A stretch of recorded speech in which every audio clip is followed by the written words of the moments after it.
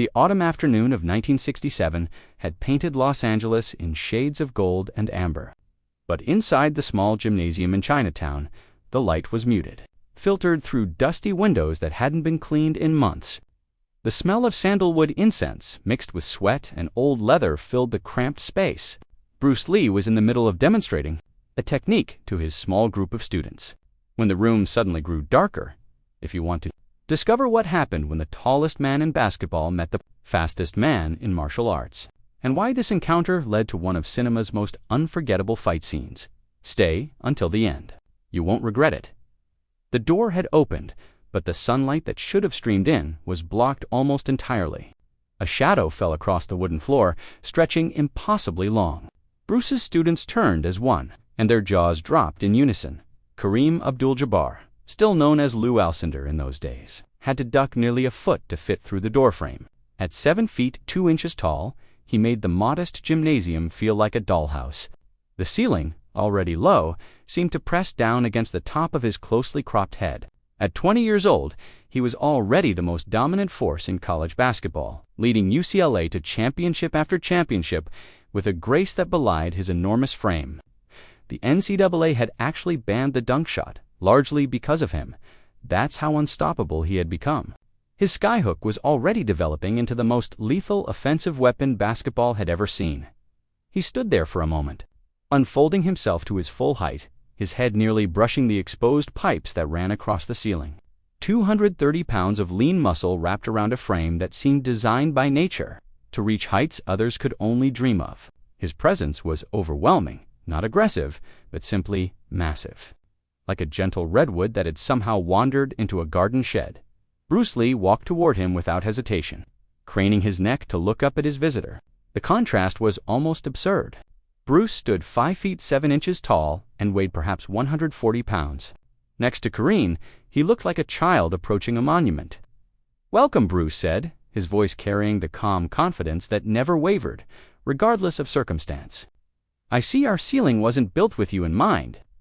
Kareem's face softened into a smile. "No ceiling ever is." His voice was deep but gentle, carrying an intelligence that matched his physical gifts. "I hope I'm not interrupting." "I've heard about you, Mr. Lee. I've seen footage of your demonstrations. I came to ask you something." "Ask," Kareem, who were still staring at him as if a mythical creature had just materialized in their midst. He seemed almost embarrassed by the attention, hunching his shoulders slightly in an unconscious attempt to minimize his presence. "Can someone your size," he paused, searching for words that wouldn't offend, "teach someone my size? I mean, our bodies are so different. How could what works for you possibly work for me?" The question hung in the air.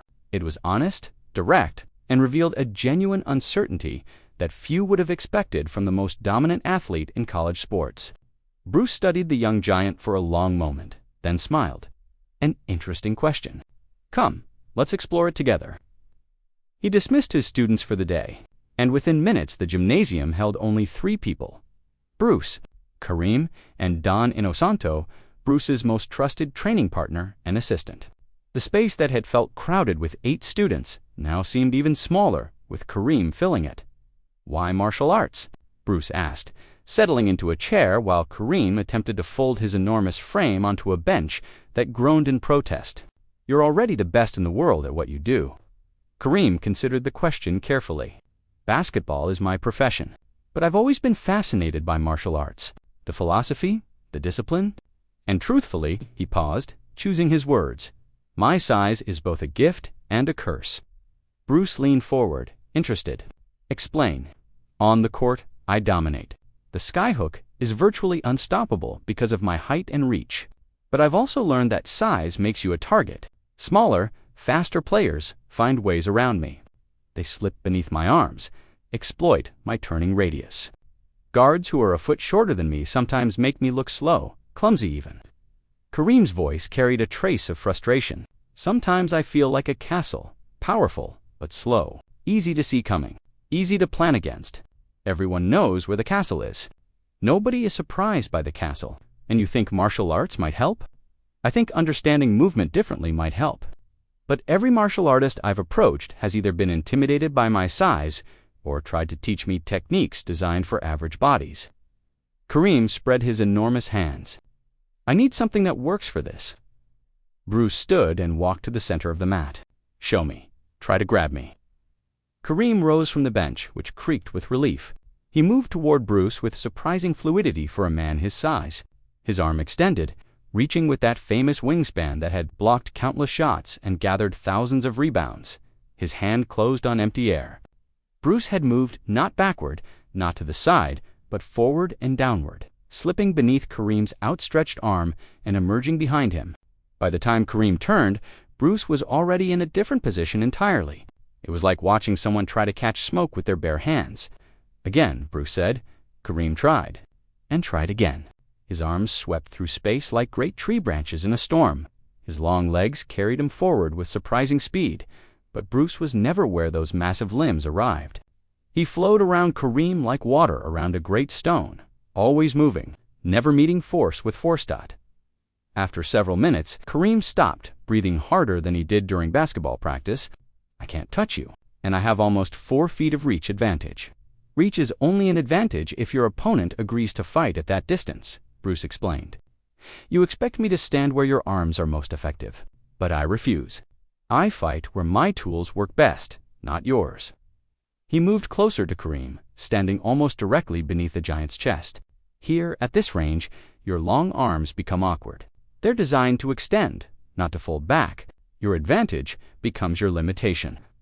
Kareem looked down at Bruce, understanding dawning in his eyes. "You're not fighting my strengths. You're denying them." "Exactly. Now, let's try something else." Bruce stepped back. "Kick me." Kareem hesitated. His legs were perhaps his most formidable weapons, tree trunks, that could propel his massive frame into the air with unexpected explosiveness. "I don't want to hurt you. You won't. Trust me." Kareem threw a front kick, holding back significantly. Bruce didn't block it, didn't try to absorb the impact. He simply stepped at an angle, letting the kick sail past, and tapped the back of Kareem's supporting knee. The giant wobbled, his balance momentarily compromised. It was gentle, controlled, but the message was clear. A 7'2" man, for all his power and reach, could be destabilized by a precise touch to a joint that existed at the same height as everyone else's. "Your legs are longer than mine," Bruce said. "They generate more power, cover more distance, but they also take longer to return to position. And your knee, everyone's knee, is at the same height relative to the ground. 7 feet or 5 feet, the joint bends the same way. The body has universal vulnerabilities, regardless of its size." Kareem straightened, rubbing his knee thoughtfully. "You're saying my height is irrelevant?" "I'm saying your height is a factor, not a definition. You've built your basketball career around maximizing your size advantage. That's intelligent. But you've also, perhaps unconsciously, accepted that your size limits you in certain ways. You move like a big man because you believe that's how big men must move." Bruce turned to Dan innocently. "The pad, please." Don retrieved a thick striking pad and positioned it against his chest. Bruce stood inches away, his fist barely touching the leather surface. "Watch carefully," Bruce said to Kareem. The movement was almost invisible. A small compression, a wave of energy, and then the sharp crack of impact. Dan, who had braced himself thoroughly, stumbled backward several feet. Kareem's eyes went wide. "That's impossible," the giant whispered, his voice filled with genuine awe. "There was no wind-up, no distance, no leverage. Everything I know about physics says that shouldn't work." Where does the power come from? From efficiency. From using every part of the body as a unified system rather than isolated components. From eliminating every wasted movement. Bruce turned to face Kareem. "Your size gives you natural power, but you rely on that size, that mass. You throw your weight into movements because you've always had weight to throw. What if you could add technical efficiency to your natural gifts? What if you could combine the power of a giant with the precision of a hummingbird?" Kareem was silent for a long moment, processing. Then he spoke slowly. "My skyhook works because of my height. No one can block it. But what you're describing, it's power that doesn't depend on physical advantages." "Be water, my friend," Bruce said. "Water fills whatever container it enters. A giant vessel or a tiny cup, the water adapts. It doesn't insist on being a certain shape. Your body is your container. Kareem, 7 feet 2 inches of container. The question is whether you'll move like water inside it, or whether you'll move like a man trapped by his own dimensions. Something shifted in Kareem's expression. Everyone has always told me how to use my height. Stand here. Reach there. Block this way. You're the first person who's talked about moving beyond it. Bruce smiled. Not beyond it. Through it, your height is real. Your reach is real. But they don't have to dictate how you think about movement. A small man who thinks he's limited by his size is just as trapped as a tall man who thinks he's defined by the afternoon stretched into evening. Bruce demonstrated techniques adapted for Kareem's unique frame, ways to use his extraordinary reach defensively, methods for generating power that didn't depend on his size advantage, footwork patterns that could make even a 7'2" giant appear to flow rather than lumber. Kareem absorbed everything with the intensity that had made him a basketball prodigy. He asked questions that revealed a sophisticated understanding of body mechanics, made connections between what Bruce was teaching and what he already knew from athletics. "I want to study with you," Kareem said finally. As the last light faded from the gymnasium windows, regularly, not just today, Bruce considered him carefully. Many people come to me looking for advantages, looking for techniques they can use to dominate others. Why should I teach you? Because I didn't come here to learn how to use my size against smaller people. I came here to learn how to move beyond my size entirely. Kareem paused. I've been the biggest person in every room my whole life. I want to understand what it feels like to be free of that. Bruce nodded slowly. Most people want power. You want freedom? That's rare. He extended his hand, a gesture that required Kareem to bend nearly double to reciprocate.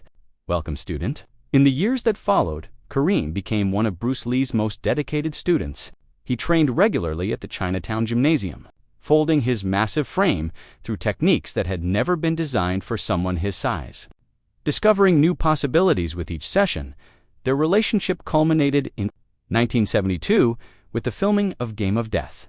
Bruce had written a scene specifically for Kareem, a fight in a pagoda where the ultimate guardian would be a giant who transcended normal fighting logic. The footage they created together would become legendary. 11 minutes of cinema showing the seemingly impossible spectacle of a 5'7", each man using every advantage his unique body provided. It was not acting. It was two friends, two martial artists, demonstrating through choreography everything they had learned from each other. Bruce taught me that size is just one variable, Kareem would say in interviews decades later. Long after he had become the NBA's all-time leading scorer, I brought that understanding to basketball. The skyhook was about my height, yes, but the footwork, the balance, the efficiency that came from Chinatown, that came from learning to be water in a 7'2" container. The lesson of that autumn afternoon transcends physical dimensions. It speaks to anyone who feels defined by their circumstances, too tall, too short, too young, too old, to anything. The water doesn't complain about the shape of its container. It simply adapts, flows, and finds its way. If this story inspired you and made you think differently about your own limitations, don't forget to like this video and subscribe to the channel. Share it with someone who needs to understand that our greatest perceived advantages might also be our invisible prisons. Comment below, size or speed, which is the true advantage?